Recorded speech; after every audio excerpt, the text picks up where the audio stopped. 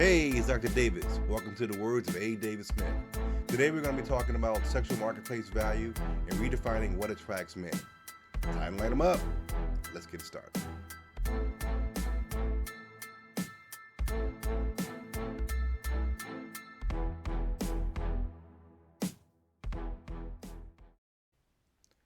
So in this video, we're going to talk a little bit about the sexual marketplace and the sexual marketplace value.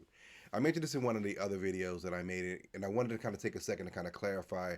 Once again, we're talking about this meeting spot, physical, digital, whatever, where men and women are meeting and competing for potential partners. And so we're talking about the sexual marketplace and how we navigate that space. More specifically, we're going to be talking about what attracts men and redefining what it is that men find attractive in women. Kind of beyond the traditional conversation about it's just physical beauty, there's more at play here. So we really want to talk a little bit about that. So this video will cover several things. We're going to talk about a new model for looking at how men define female attractiveness, once again, beyond just physical beauty, and how they define it in this sexual marketplace space that they find themselves in. But we will also do a different exploration or a deeper exploration about what physical beauty is in men's eyes. There will also be a discussion about competencies that men are looking for in the women that they're pursuing, a discussion about the characteristics that men are looking for in women, and lastly, I'll propose a draft or a rough model of how women might see male attractiveness in the sexual marketplace. And once again, not pretending to be an expert on what women want, but I want to propose a different way of looking at how women may be visioning or looking at men in the sexual marketplace. So that's what we'll be talking about in the video. So once again, I want to propose a different way to look at male attraction, a different way to kind of have a discussion about what men are looking for as it relates to physical attraction of women in the sexual marketplace. Traditional conversations really want to focus on extensively physical appearance as the only piece or the most important piece.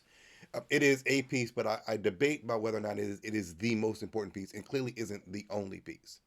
And so I propose a new system for how men define attraction in the sexual marketplace that works for both short-term relationships and long-term relationships. And it goes well beyond the physical for men. So once again, we're going to have a conversation about a more complex approach to discussing men's attractiveness. So in my model, I have three different components that I believe make up how men define attractiveness of women in the sexual marketplace. And so I believe overall attractiveness is made up of three things. Physical attractiveness, what I'm referring to is hard skills plus soft skills. So those three characteristics, physical attractiveness, hard skills, and soft skills, all come together to define how men believe or approach female attractiveness. I also believe that this approach works well whether you're talking about short-term relationships or short-term partners or long-term relationships and long-term partners. And so it's a model that can apply to both of them. So once again, I refer to it as the three C's of attractiveness for men. Continence, how she looks. Competencies, what abilities that she has.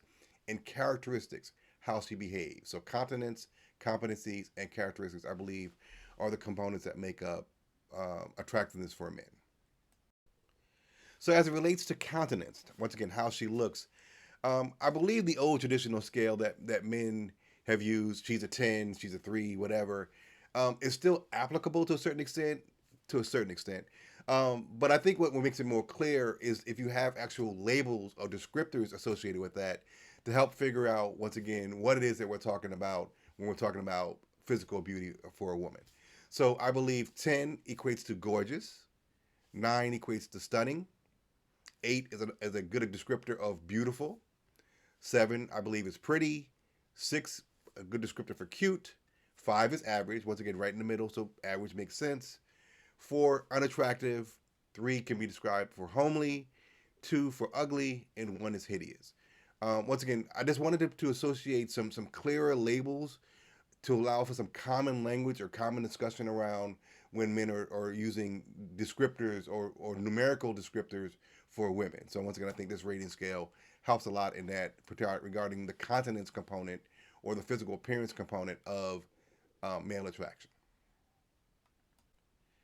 Then moving beyond the physical attractiveness or the countenance component of the model, I wanted to talk a little bit about competencies.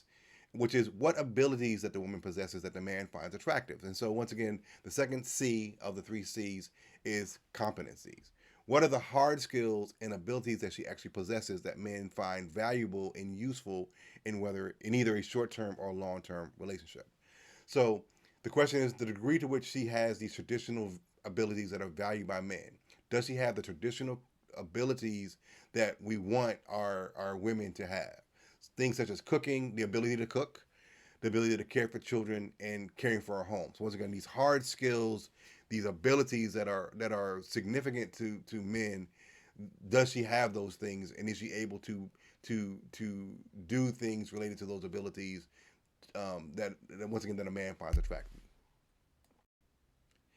And then moving on to the third C, characteristics, how she behaves. Once again, looking at actual behavior of women and men making a determination about whether or not she has those characteristics that men find attractive. So once again, what are the soft skills and personality traits that she shows in her routine behavior, her day-to-day behavior, everyday behavior? The degree to which she has certain characteristics that men value. Characteristics like, is she carefree, nurturing? Is she a thoughtful person? Is she appreciative when a man does things for her? Is she compassionate? Is she honest, trustworthy? Is she respectful? Is she smart? Intelligence is a really big thing for lots of men. The ability to have an intelligent conversation being a characteristic of that or a subset of that. Is she agreeable? Is she easygoing? Is she feminine, cooperative, fit, and fertile? Characteristics that Kevin Samuels is famous for kind of putting out there. Is she submissive, friendly? Is she disciplined? Does she have self-discipline, self-control, ability to delay gratification? Once again, these characteristics about being a controlled person rather than a loose cannon in a man's life. Is she discerning? Is she selective? Is she careful about her opportunities and things that she pursues? Is she affectionate? Is she accommodating? Is she sophisticated? Once again, does she have a level of sophistication? Is she able to deal in a variety of settings, whether it's the barbecue with the family or a corporate gala? Childless. Is she childless? Is a big thing for a lot of men. And another big one is she non-promiscuous? Once again, to what extent is she pure, or is she not promiscuous? Is she not in the streets? Is a concern for men in terms of characteristics related to how she behaves. So I believe when we're trying to discuss, men's dating preferences or partner preferences, it's important to look at it more broadly than just the common thing that we throw out that, oh, he just wants a woman that's beautiful, a woman that's pretty, or a woman that's attractive. So I hope that this model gives us an ability to talk about it in a little different way by focusing on what I believe are the three C's of male attraction to women, or three C's of female attractiveness. Her countenance, once again, her physical beauty, how she looks, her competencies, the abilities that she brings to the table, and then thirdly, her characteristics, how she behaves. So those, I believe, are the key elements of talking about male attraction to women.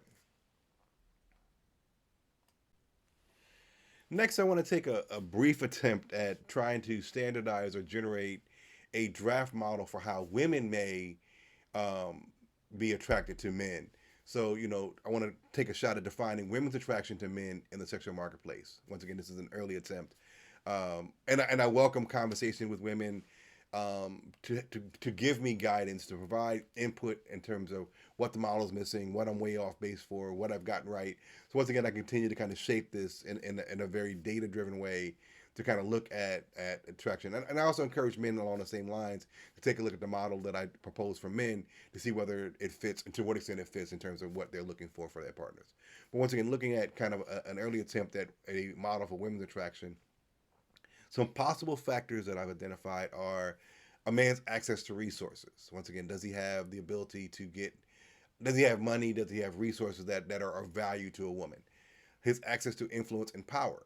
Does he have the ability to shape the world or his world to a certain extent? Does he have his own business so he can kind of call his own shots or make his own hours? Does he have access to political capital to kind of shape the world? Once again, does he have access to influence and power? Another one is his social status. Is he recognized as a mover and shaker? Does he get access to select venues? Can he get you into the backstage or to the VIP? Can he cut you to the front of the line? Once again, his social status. And then also think it's important his character. Women also value the quality, a quality man, a man that keeps his word, that is thoughtful, that is kind and caring. So once again, his character plays a significant part of it. So once again, these are some proposed components to a model of how women may be valuing a man's attractiveness. And then clearly, because women say it so often, physical attractiveness clearly is a component that women consider in trying to vet a man for attractiveness. And so I've proposed kind of a similar model for women that I propose for men in terms of having actual labels associated with the score. So I would say, women may say a man who's a 10 is gorgeous, a man who's a 9 is fine, a man who's 8 is hot, 7, that man would be handsome, 6, he would be cute, 5 is once again average, kind of middle of the road, 4 unattractive, 3 homely, 2 ugly, and then 1 hideous. And then another component I'll add to it that I hear it so often, particularly in dealing with black women, has to do with height. And so a man requiring a certain height. So most women that I've talked to, my friends and family, are looking for men that are 6 feet tall or higher. So clearly there's a physical component to attractiveness that they're looking for. And so I wanted to make sure I included physical attractiveness as part of this component. Lastly, a couple of things that I think are worth mentioning. This model is grounded in the work of evolutionary psychology that looks at partner preferences, particularly saying that men prefer particular characteristics in their female partners based on our evolutionary past, and women do too, preferring certain characteristics such as access to resources and power. So once again, this is grounded in the field of evolutionary psychology. I also recognize individual difference in general patterns. I'm not saying that this works for everyone, that this works for every man or every woman. I recognize that there are individual differences, but we have the ability to do some generalizations based on what a majority or most men or most women would want. So once again, I want to, even if this does not match with you, that doesn't make it a useless exercise or tool.